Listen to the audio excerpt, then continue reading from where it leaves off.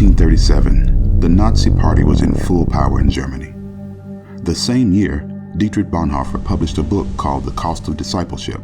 Christians in Germany were slowly being forced to conform to Nazi ideology with the creation of the Reich Church. Arian laws were implemented in churches. Jews could not become members through baptism. Persecution was rampant.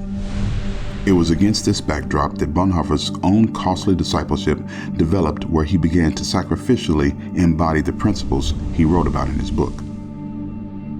Beginning to publicly speak out against Hitler and the Nazi regime, he assisted in Operation 7, which secured a safe passage for Jews into Switzerland. His actions led to his arrest in April 1943, where he was held at high-security prisons for the next 18 months.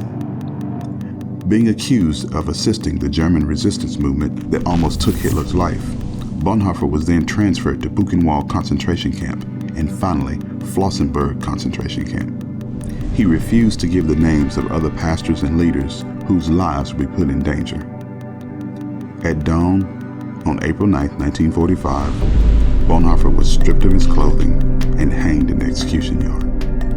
Only a few weeks later, Nazi Germany collapsed and the war in Europe ended.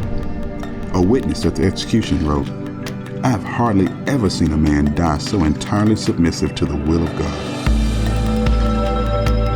Over the next 70 years, The Cost of Discipleship would become one of the most influential books for pastors, leaders, and Christ followers around the world. Greater love has no one than this, to lay down one's life for one's friends. John 15:13.